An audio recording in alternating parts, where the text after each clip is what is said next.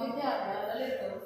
आज हम home science ये थर्ड सेमेस्टर में जो है जो हम फर्स्ट यूनिट अभी हम लोग पढ़ रहे हैं उसमें हमारा प्रिंसिपल्स ऑफ मील प्लानिंग यानी कि आहार आयोजन के कौन कौन से सिद्धांत हैं उन सिद्धांतों को हम जानेंगे।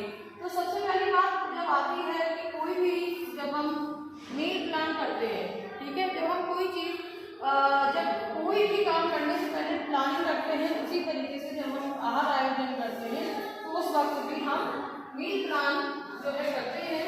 और मील प्लानिंग करते टाइम जिन सिद्धांतों का यूज होता है उनको हम देखते हैं। तो सबसे पहले सिद्धांतों की बात करें तो उनमें आता है परिवार की रुचि। यानी जब आप कोई मील प्लानिंग करते हो, ठीक है, जब आप मील प्लान करते हो तो मील प्लानिंग करते वक्त आपका जो सबसे पहला काम होता है वो होता है परिवार की रुचि देखना कि वो क्या खाना पसंद करते हैं और क्या खाना पसंद नहीं करते हैं। तो जिन खाने को पसंद नहीं करते हैं, जैसे देखा जाए तो हम सबसे ज़्यादा लौकी की सब्जी नहीं पसंद करते हैं, जबकि लौकी जो होती है वो हमारे मैग्नीशियम का सबसे बड़ा सोर्स होती है। तो हम उसे किसी और रूप में देंगे, लेकिन उसको हमें अपनी डाइट में जो है शामिल करना होगा। तो इस तरीके से सबसे पहला हमारा सिद्धांत है वो है परिवार की रुचियों का ध्यान रखना। फिर दूसरा जो हमारा सिद्धांत है वो है पारिवारिक आय, ठीक है। तो कोई भी मील प्लान करते समय हमें जो सबसे बड़ी चीज होती है वो होती है ये देखना कि परिवार की आय कितनी है, यानी जो परिवार की आय है और जितना आप भोजन पे व्यय कर सकते हो उतना आप उस पर व्यय करेंगे। तो उसमें थोड़ी में जो साधन होते हैं उन साधनों में जो सबसे साधन जैसे प्रोटीन है, तो प्रोटीन के साधन क्या है, प्रोटीन हमें पनीर से भी मिलता है और प्रोटीन हमें दालों से भी मिलता है। अगर आपकी आय बहुत ज़्यादा है यानी आपकी इनकम अच्छी है तो आप खाने में पनीर का इस्तेमाल करोगे, और अगर आपकी आय कम है तो फिर हम उस स्थान पर दालों का यूज कर देंगे। इसका मतलब यही है कि परिवार के आय के अनुरूप। दूसरा इसमें हम एक एग्जाम्पल दे सकते हैं कि फ्रूट में अगर मौसमी फल है तो वो सस्ता होगा, और अगर हम बेमौसम फल को इस्तेमाल करेंगे तो क्या होगा, वो महंगा होगा। तो जो महंगे फल होंगे या जो मौसमी फल नहीं होते हैं उनका इस्तेमाल कम करना, बल्कि उसकी जगह पे जो मौसमी फल है उनका हमें डेली पर्पस या डेली बेस पर हम उसका यूज कर सकते हैं। एंड थर्ड पॉइंट इज कि ऋतु का ध्यान रखना।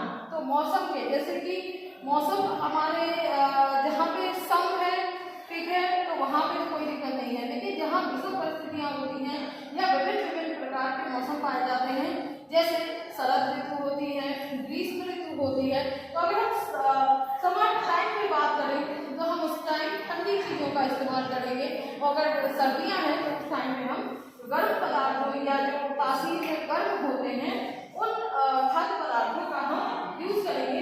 तो यानी कि मील प्लान करते समय जो हमारा पॉइंट होता है वो होता है हमारा ऋतु का ध्यान रखना। इसके बाद बात आती है व्यवसाय की। तो व्यवसाय का यहाँ पे मतलब है कि जो काम करने वाला व्यक्ति है वो मॉडरेट भी हो सकता है, इजी वर्कर भी हो सकता है एंड हैवी वर्कर भी हो सकता है।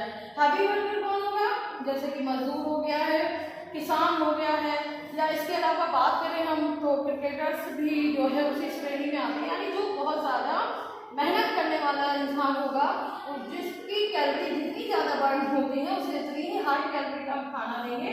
वहीं पे अगर कोई इजी वर्कर है तो उसे हम कार्बोहाइड्रेट, लो कार्बोहाइड्रेट वाला या लो प्रोटीन वाला ये वाला हम खाद्य पदार्थ उसको देते हैं, जिसकी फाइबर डाइट उसमें ज़्यादा कर देंगे।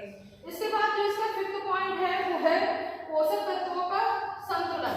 यानी कि पोषक तत्व यानी जो हमारे न्यूट्रिएंट्स होते हैं वो इतने बैलेंस्ड में होने चाहिए कि कोई भी पोषक तत्व हमारे खाने में कम नहीं होना चाहिए। जैसे हमारा प्रोटीन होता है, कार्बोहाइड्रेट होता है एंड फैट होता है, प्रोटीन होता है, जो हमारा फैट है या जिसे लिपिड्स भी बोलते हैं, एंड विटामिन्स एंड मिनरल्स, ठीक है। तो इन जितने भी हमारे ये न्यूट्रिएंट्स हैं वो भी हमारे जिस एज में जितनी ज़रूरत होती है उस अकॉर्डिंग जो है उसमें हमारे पोषक तत्व होने चाहिए।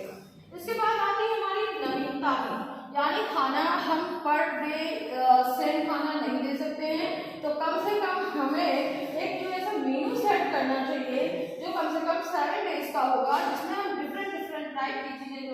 डालेंगे और ये डिफरेंट टाइप की जो खाना होगा वो या उसमें नवीनता लाते हैं, जिसकी वजह से खाने में रुचि जो है वो बनी रहती है।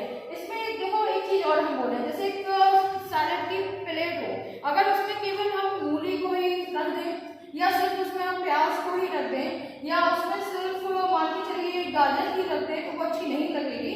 वहीं अगर हम उसमें अगर हम मूली भी रखें, प्याज भी रखें, गाजर भी रखें, धनिया भी होगी, लेमन मिर्ची यानी सब होगा तो वो चीज़ ज़्यादा अच्छी लगती है। तो यानी इसमें नवीनता का होना बहुत ज़्यादा ज़रूरी होता है। एंड साप्ताहिक तालिका, तो वही मीनू चीज़ इसमें भी आ जाती है कि कम से कम आपका कोई वीकली मीनू होना चाहिए जिसमें सारी चीज़ें आप इंक्लूड कर सकें, सभी पोषक तत्व हों और डिफरेंट टाइप की जितनी भी आपकी डिशेज हैं वो उसमें आप इस्तेमाल करें। इसके बाद आती है मितव्ययिता।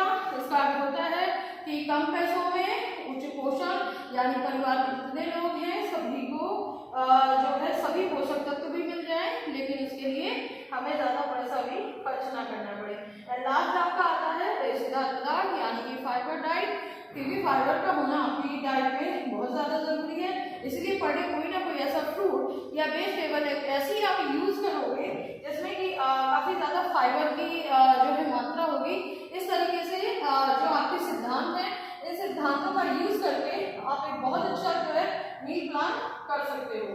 एंड नेक्स्ट क्लास में हम इसके आगे के यूनिट में आपकी कुछ चीज़ें बचती हैं, जैसे इसके उद्देश्य क्या हैं, तो ये सब हम आगे नेक्स्ट क्लास में देखेंगे। And class thank you.